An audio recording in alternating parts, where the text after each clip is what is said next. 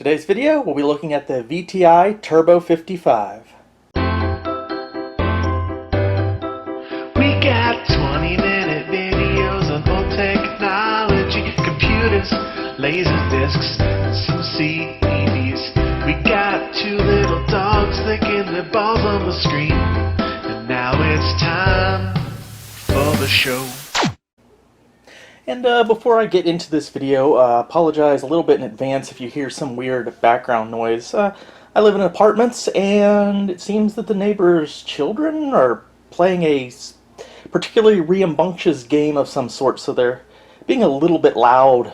So if you hear weird background noise, that would probably be the neighbors, although I'm pretty sure the mic on my camera is too cheap to pick that up, so it shouldn't be a problem, and we can continue.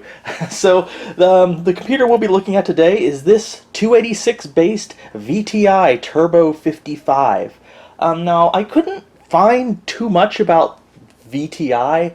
I didn't see a lot on the internet about them, but I think what I did find, they might be some kind of subsidiary of Samsung. Possibly. I don't know. I'm sure there's... I didn't put too much effort into the Google search, so I'm sure if maybe if one of you guys has any more info on VTI and who they are, you can let us know in the comments. But yeah, this machine is a 286. I picked up pretty cheap, actually, with the box at a flea market sort of situation, and I just couldn't pass it up. Always happy to get 286s. They're probably one of the more, I don't want to say useless, but there's really not much that they do. They don't really fit much of a niche. There's nothing that a slower 386 doesn't do just as well and or better than a 286. But I don't come across 286 machines a lot. They add a little bit of a flavor to my collection, so always happy to get a 286. Actually, the only 286 machine I really had around, I have a couple. They were either too slow or they were like too fast. I had that. When we did a video a while back, Anatomy of a 286. We were looking at a 20 megahertz, and the 20 and the 25 megahertz machines. They're like the high end of 286s, and I don't know. It just didn't really feel 286-ish enough. And this. We'll look at this, the insides of this machine later, but this falls within what I feel are like the quintessential 286 speeds, which is, this is a 12 megahertz, but I think 12 and 16 megahertz 286 CPUs are sort of like the quintessential 286 speeds. Kind of like when you think of 46, the 66 megahertz DX2 was the quintessential 486. That's how I kind of feel about a 286. So we'll probably do this in two parts. The first part, we're just going to be looking at this machine as it is and how I got it. And then at the end, the second half of this video will probably be some upgrades I do just to kind of make some quality of life upgrades and some performance upgrades to maybe kind of make this my main 286 rig. Just to be, add some flavor to collection, play some of those more demanding CGA and EGA games. Maybe even some early VGA stuff, but I don't know, we'll talk about that later. But anyways, yeah, the VTI Turbo 55. Not too much going on here in the front. It's not super plain, though, as far as cases go. It's a little more exciting than that Hyundai computer we looked at a little while ago. At least it's got some flair to the case. It's got a key lock thing here. We've got a power LED, a hard drive activity LED, and a reset button. It looks like an LED, but it's actually a reset button, but it's really set in there so you can't accidentally hit it. So you need like a pen or something to press it and reset it, which it's handy and also inconvenient at the same time. Here's our keyboard port on the front. I'm not really a big fan of machines that have keyboard ports on the front. Just don't really like it. I prefer them on the back of the machine. Only two bays here. Two 5 1/4 inch bays for expansion. That's not a lot, but for a 286 class machine, that's pretty standard. Makes sense, and that should be really enough.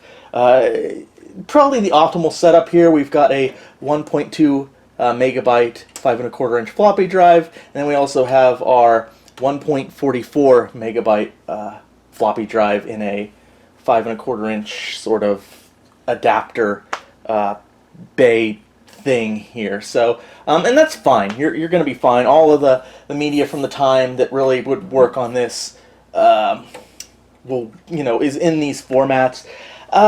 Sometimes I get a little bit of flack for it, but I like to put CD drives in my 286s, just at least the later ones that like 12 megahertz and up, because I really do feel that they're powerful enough to run a lot of those games, like early VGA, maybe adventure games that are more slower paced, or at like turn-based strategy.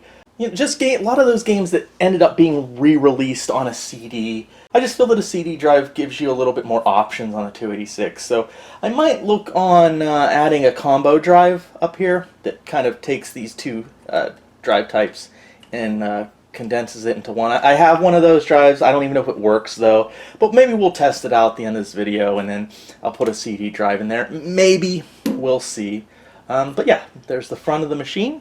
So let's take a look at the keyboard really quick, since the port's on the front, and then we will turn this thing around and look at the back. So here's our keyboard for the VTI personal computer. Nothing really weird or unique about it. It is nice. It feels like a quality keyboard though. There is a switch underneath on the underside to switch between XT and AT. And it has a nice feel. There's a clicky to it. Now, I am not a keyboard fetishist, I guess if that's how you pronounce it. I know there's a lot of people that are really serious about their PC keyboard. I'm really serious about, say, my monitors, but I've never been big on keyboards. Like, it's just a keyboard's a keyboard to me, unless, it's like chiclet or something really horrible. But I'm not real picky about my keyboards. I know there's people out there that know like the different manufacturers that make the different like caps and domes and what the key types are. I don't have a clue. This feels and sounds like one of the fancier ones though. And I don't know, some of you guys are probably going to hate me for it, but I actually don't like the clicky keyboards. Like, I was never like a big fan of the Model M. Like, I've had some Model M keyboards, and I still have one or two I keep around, but like, if I find extras, I don't hoard them. I'll like give them to buddies that collect too, because of, like, I just don't like the loudness. I'm not a typist or anything, and I'm just fine with like a quiet keyboard, as long as it works. For me, it works, especially if you're in a situation where like most of your computers, or maybe you're in the bedroom and you have a significant other, and maybe you play like in the middle of the night, and maybe significant others don't necessarily like hearing that much. So for me, quieter keyboard's fine, even if it doesn't feel as nice. But that aside, this feels like a quality keyboard here. So enough with the keyboard. Let's take a look at the back of that VTI.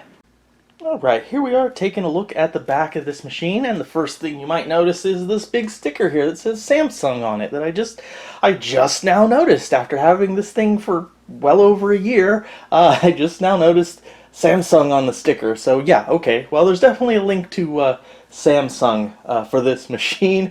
We've got model S550. I don't know how someone could miss that. But yeah, cool.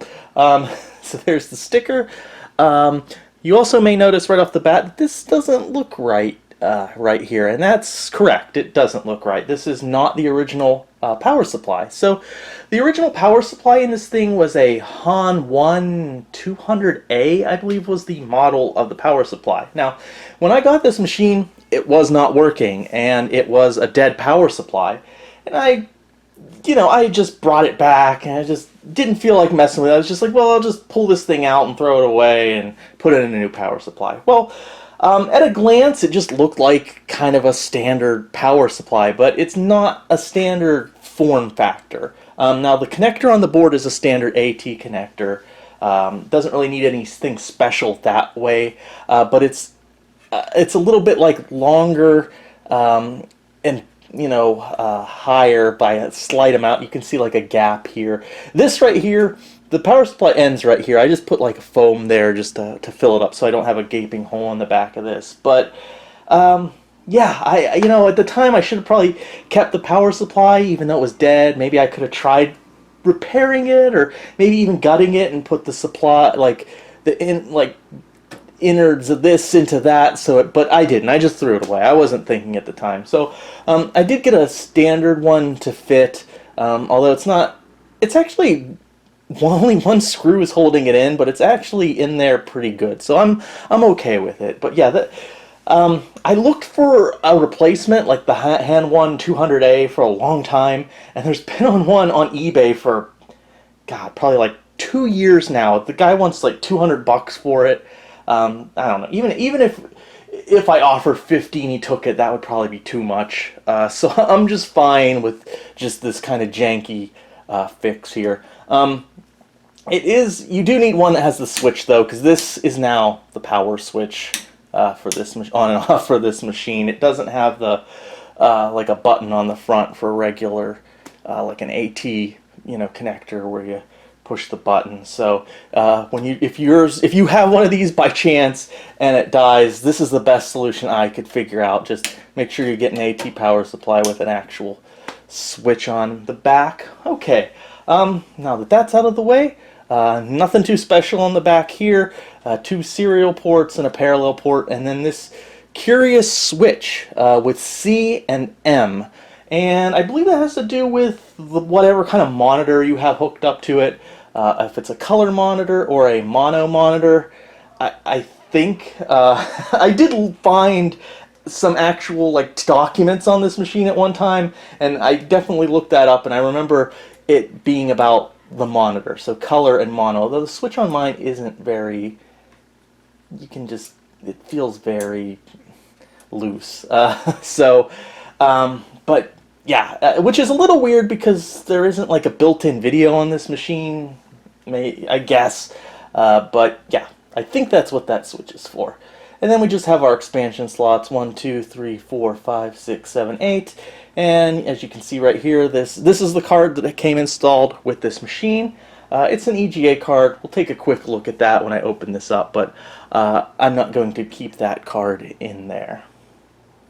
So let's crack this guy open, take a look inside. Alright, and here we go with the top off the case. It's been a while since I've been in this machine, and I actually forgot, this is actually an ATX power supply, and I used an ATX to AT converter.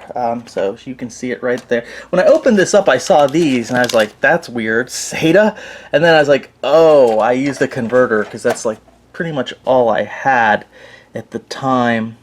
So yeah, but it's worked fine so far. Yeah, AT to ATX. So yeah, that's the machine. I guess we'll go over things real quick.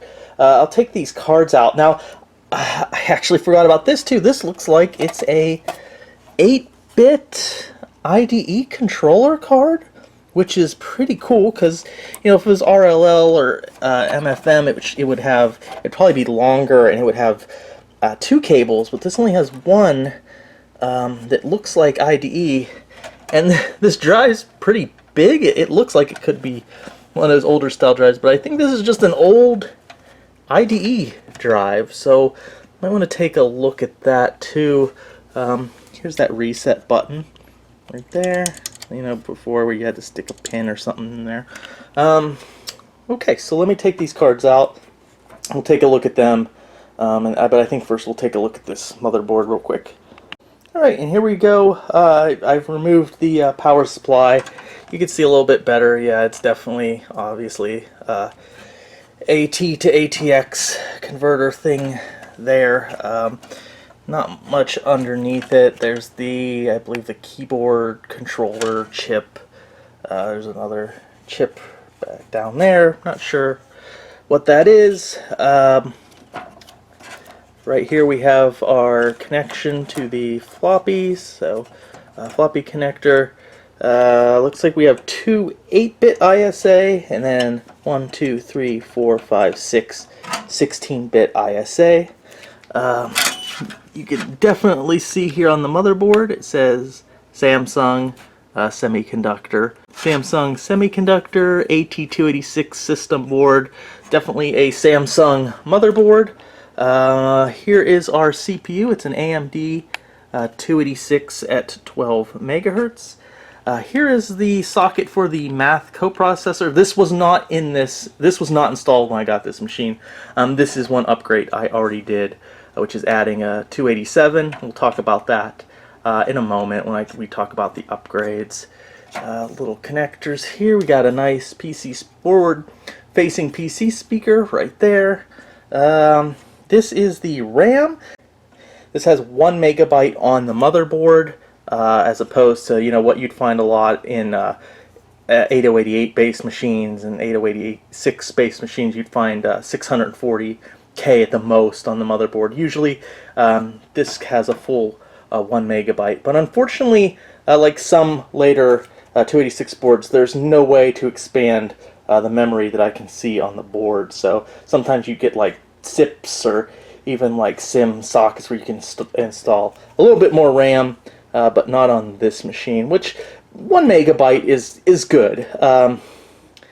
We might, if I do some upgrades, we might add some RAM with a RAM card, but in general you'll be fine with 1 megabyte on a 286 class machine.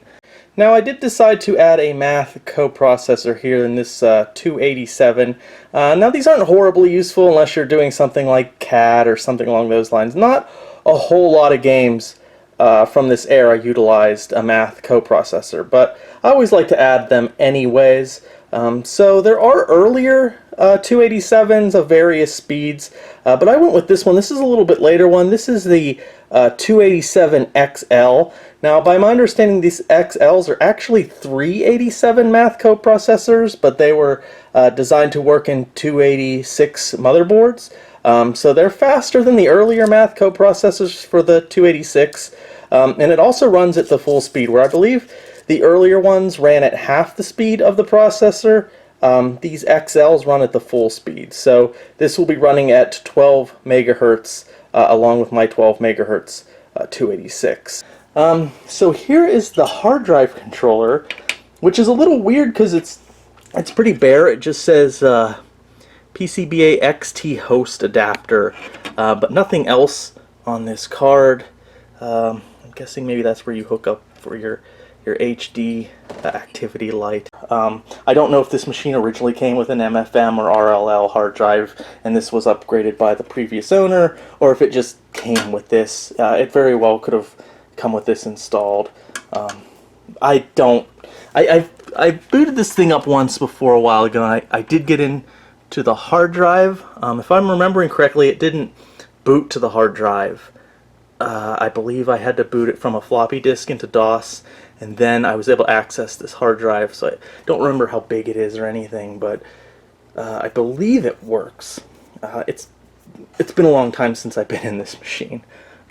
So yeah, we'll take a look at that EGA card really quick, and then I am going to do my I'm going to actually swap that out and upgrade to a VGA card, and then we'll see if it still posts. So, and I found out I forgot why this felt so secure with just one screw. It's because it's sitting on this. Yeah, it's just sitting on this metal piece too, which kind of helps. If this wasn't there, it would probably have a tendency to want to fall. So that's why it's good, seemingly good, with just one screw, which is nice.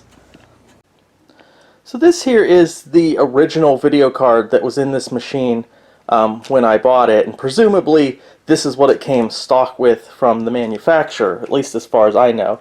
And this is an ATI EGA Wonder 800, and this is a pretty nice EGA card. You still have dip switches there, I believe, to set what type of monitor. Those, as far as I know, are not composite out. Those are like some kind of weird EGA feature connectors that I've never seen used. And then we have our 9-pin EGA connector for connecting to an EGA or CGA monitor even. So yeah, this is, from what I know, this is a pretty nice EGA card. It does EGA and then some of the extended modes of EGA, and I think this even does like a 16 color VGA mode, which is kind of interesting. But I didn't want to use this card. I wanted to take this card out because I really wanted to put a VGA card in this machine, because I think this machine is powerful enough to run some VGA games, at least some earlier VGA games, and just for ease of use I really wanted to put a VGA card in there. Now I have a slower 286 that I am planning to set up with an EGA card. I might use this, but then again it's an IBM 18. I might want to just go full IBM cards on that machine. So we will be using a VGA card in this machine, but I really wasn't sure what card to put in there. I could always go with my old standby, the Trident cards that auto switch. Some of those are pretty quick, the Trident 8900, I believe. So here's the VGA card we're going to go with. It is a ATI Wonder XL24, kind of a late early 90s VGA card. Now some of you might be familiar with this card if you watched my earlier video, Anatomy of a 286 machine, and that machine was running a 20 megahertz Harris 286 CPU, and I went with this video card in there. I'll talk about why in a minute, but unfortunately, very unfortunately, that motherboard has died recently, apparently died. So some of the upgrades that we're going to be putting in this machine are just transfers from that machine. But I like this. It's got 1 megabyte of video RAM on here, way more than we'll need in a 286. So yeah, this card has a full 1 megabyte of video memory on there, way more than we'll need for this class of machine. But it's pretty fast, probably more than fast enough for this class of machine. Old school kind of feature connector there, but I like it because it has both a, the more standard I always forget the number, and I never want to say it because I'm afraid I'll say it wrong and then get called out, but I think that's 15 pin, and then the older style here is 9 pin. So this style would be more for like EGA and CGA monitors, and this one would be for, that's just your standard VGA connector. And then it also has a bus mouse if we wanted to use a bus mouse. There's serial ports on this machine. I'm just going to use a serial mouse, but it's a nice option, and it auto senses, so if you hook up a VGA monitor, you don't have to play with like switches or anything. It will just know. And then if you want to hook it up, if you're playing a CGA game or something, or EGA, and you want to hook it up to an old school EGA or CGA monitor, you can hook it up there, and it will auto sense, and it will just switch to that. And this is supposed to be pretty good with compatibility too. It's like register compatible with CGA, actually register compatible, not like some cards say they are, but they're not. But so compatibility with CGA should be really good with this card too. So that's one of the reasons I'm putting it in this machine, just because the versatility of what monitor we want to use. Since this machine is probably going to do a little bit of both. Alright, so here I just have the machine hooked up for testing. I've got that hard drive controller that's in there. Got the ATI VGA Wonder. Got it connected up to our Sony VGA monitor. Got the keyboard connected. So I haven't powered this up in quite some time. So let's give it a try. Remember, like I said, there's no power button on this. I believe that hand 1 power supply, you turn it on with a switch on the back. So this has a switch as well, if I can find it. Here we go. Alright, let's see what happens. Okay, spinning up, I can hear it. Got our lights. Monitor just came on, activated. What do we get? I should probably have cracked out the LCD for this, just for the testing. Since I'm not doing a direct capture here, probably looks real eye hurting there. Memory size, error, it's because the battery, I didn't even see a battery on this thing. So let me set the settings in the BIOS and see if we can get anything. But before we do that, just going down through here, we got 286 modular BIOS. This looks like the Samsung 1988. Testing the interrupt controllers, okay, everything looks okay. Testing CMOS battery, that's okay. That's okay. We've got our 640K of memory found. Checking unexpected interrupts and stuck something. Okay, testing okay, and then we have our expansion memory, the 384. So we've got to make our total of 1 megabyte, and that's okay. So we do have the 1 megabyte. See, testing memory and protected mode, 1 megabyte of memory, so that's good. But we do have a memory size error for whatever reason. Press F1 to continue, or Control Alt Escape for setup. So here's our setup. You know, you select your. I don't even know which one is the A drive. I'm not sure if it's the 1.2 or the 1.4. I have no idea the hard disk size. Video, there isn't even a VGA. It's just you know, your CGA and column modes and EGA. Base memory there was nothing there. I had to set these. I think the extended memory was 384. You'd think working with old computers I would have the numbers down pat, but I'm terrible with numbers. Select speed, it was like no change, high or low. I set it to high. You can also change the color scheme with F2. So I'm going to save these and see if we can see if it will at least get past post. Obviously, with no hard drive selected, I don't think we'll be able to boot into a hard drive if it's a bootable hard drive. But we'll see what it does. Okay, so plugging in those things, we get to this screen, which is MS-DOS 6.2 startup. So I'm going to just hit normal, and I hear it doing something. Wow. I guess that is the hard drive. vSafe.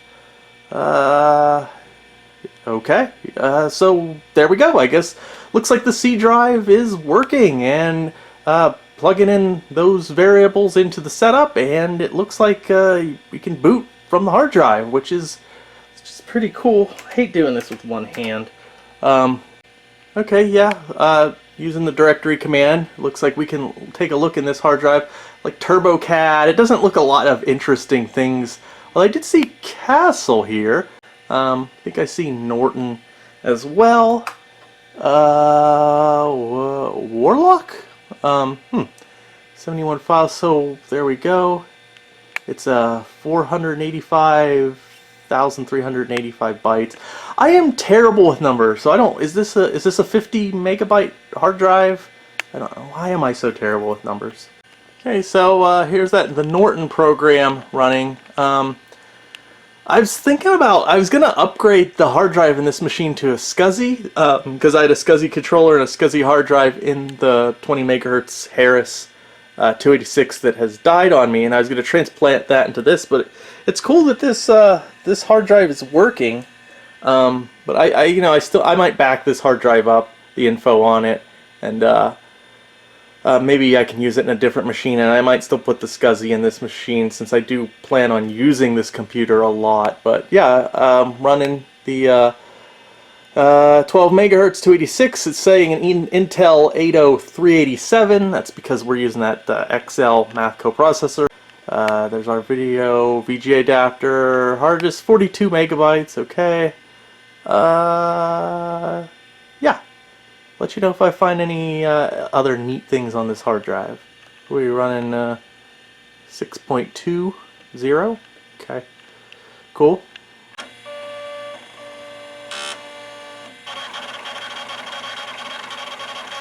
Whoa, listen to this thing do a benchmark test.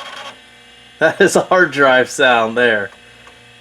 There's our Norton overall performance index, looking at the CPU and doing the hard drive. That compact 33 megahertz 386 is blowing us away big time, but we're eking out a little bit faster than a 8 megahertz IBM AT, and we're crushing the 4.77 megahertz XT, so that's good. Apparently that is Castle Adventure by Kevin Bales. Any relation to Christian Bales, maybe? Is it Bale? Or maybe it's just Christian Bale. Anyways, I have no idea what this is. Loading Castle RAM. There's that great... This is, okay. I actually do like the feel of this keyboard. Still a little loud for my taste, but I do like the feel of it. It's, so this is like maybe some kind of roguelike game. So, okay, let's see what else I can dig up on this hard drive. You have failed to escape. Yeah, sorry for the light glare, but something I just realized. This hard drive has actually been partitioned into two partitions. So there's actually a D drive too, since this hard drive has been partitioned. Still, you know, not a ton of space, 42 megabyte hard drive. So here's the thing, and I'm sort of at a loss here, and this is unfortunately the frustrating and frustrating part of when you work with vintage machines. When you think something is going to be a quick 20 minutes, 20 minutes tops in and out operation, something simple, and it ends up being 1-2 hours later and you're still stuck. It's been about 2 hours, and I just wanted to upgrade the hard drive. So this hard drive here, I took a look. It's like a microscribe 42 megabyte hard drive. This is the only hard drive in 2 hours I've been able to get to work at all with this machine. I have tried several, you know, this isn't even all the controllers and hard drives I've tried, but I've tried different cables. I've tried multiple SCSI controllers with multiple SCSI hard drives, and I just get like errors or just reboots. It just all kind of issues. I can't get it to work with a SCSI controller or a SCSI drive. I've tried 16-bit ISA controllers with different hard drives, and it either just won't. I'll get weird errors, or it just won't even post, or you know. I tried 16-bit IDE controllers with this hard drive just to see, you know, just for troubleshooting purposes. Doesn't work. I've tried this original controller with other hard drive, IDE hard drives, doesn't work. I even tried this with a kind of period correct hard drive that's only slightly bigger than this one. I think this one's like 89 megabytes or something. So I guess right now I'm stuck with this 42 megabyte microscribe drive that doesn't even have a model number on it. You know, you unscrew these and you can pull, you can look, and it doesn't even have a model number. It just has like a microscribe sticker and like a sheet that has a bunch of different like parameters, like drive specs. I don't know. It's annoying. I'm sure there's a solution. It might even be something really simple. Well, the one thing I did do though while I've been poking around in here is I did change like the A and B drive. So the A drive was this 1.2 megabyte drive, but I've switched them, so now the A drive is the 1.44 megabyte drive, and then this is the B drive. So for my purposes, that makes things a little more convenient. Well, it looks like the hard drive issue is solved with this machine. High Treason did a video not too long ago around some 286 machines he had. Good video. I encourage you to check it out. And it made me realize something I forget all the time. The hard drive controller in there isn't a normal IDE controller, so of course it wasn't going to work with the overwhelming majority of my IDE drives. It was one of those XT IDE 8-bit drives. Only a couple machines used them for a short period of time. There's really only a handful of hard drives that work with them, maybe like 6 or 7, give or take, that work with these certain controllers. And I think the largest one goes up to like 40 megabytes, which is what I have in here. There's a couple models that went up to 40 megabytes, but I don't think it supports anything bigger than that, which makes perfect sense why the controller wasn't working with any of my other hard drives. So 40 megabytes is about as big as I'm going to get with that machine. Dog's barking at himself in the television.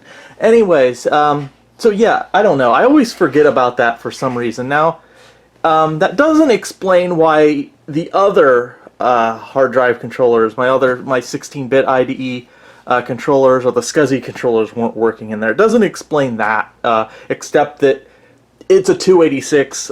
If you watch High Treason's video, apparently he had some similar issues with some 286 machines he had. So it's just a 286 thing.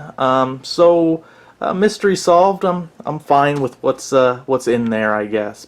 So I do have another boxed Intel above board, and I've got all the discs and instructions. So I was able to install that board into the 286. And there you can see it right there, real long card. And going back into Norton, we have now 2 megabytes of expanded memory.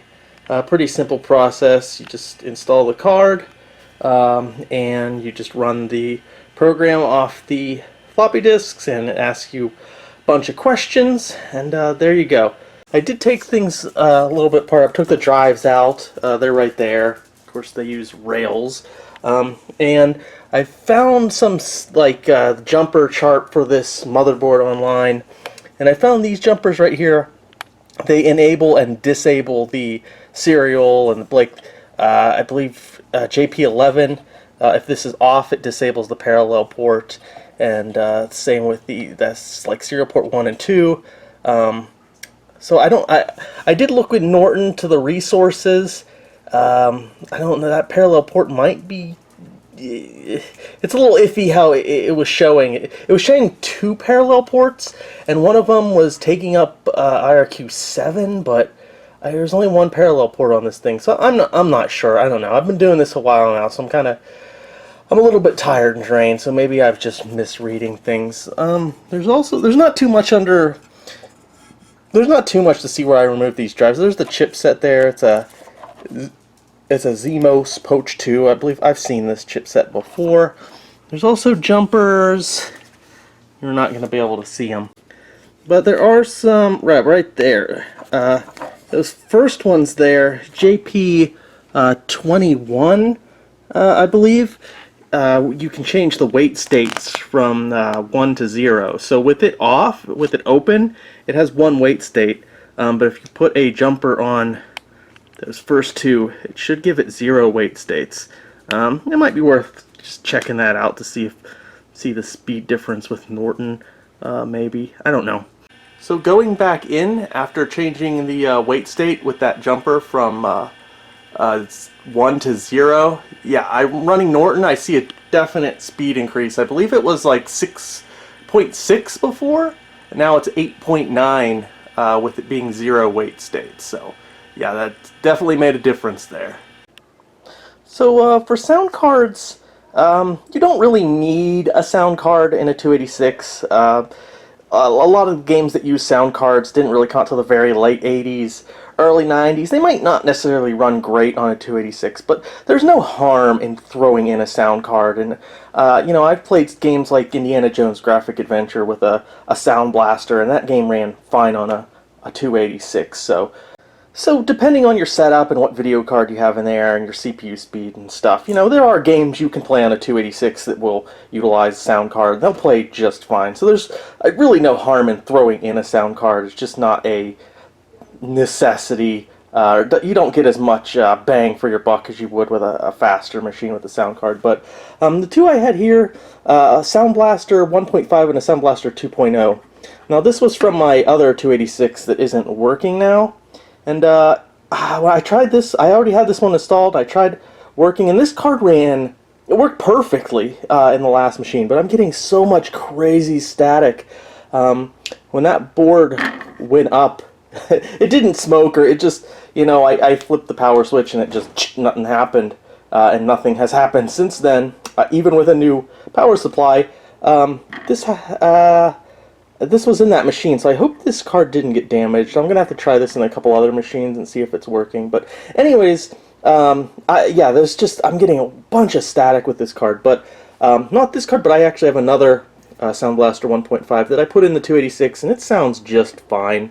This card is a little earlier than this one, so this is a little bit more period correct anyways. There's not a whole lot of difference between these two cards. I think this one's a little bit, ironically with my situation, but this one, I believe this one's a little bit quieter, has a little bit less noise than this one.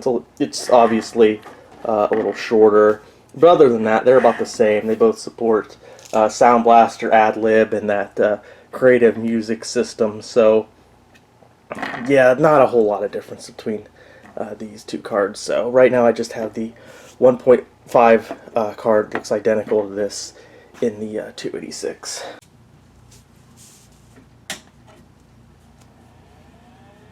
So, due to not having time yet to back up the hard drive or format it or anything like that, it's still pretty much full. So for looking at some games, we're just going to look at some games, whatever I can just load from a floppy disk, because there's not a lot of space to install games on that hard drive at the moment. So, like I said, we'll just look at a couple games real quick, whatever I can load off of a floppy disk.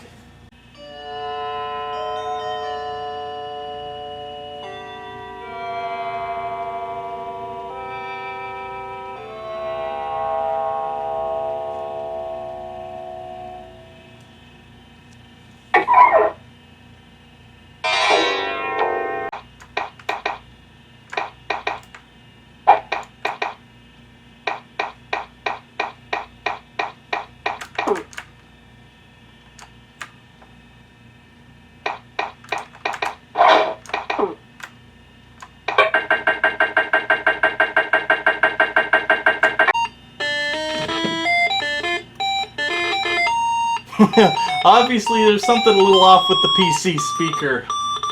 Not a little bit fuzzy at some parts. Interesting.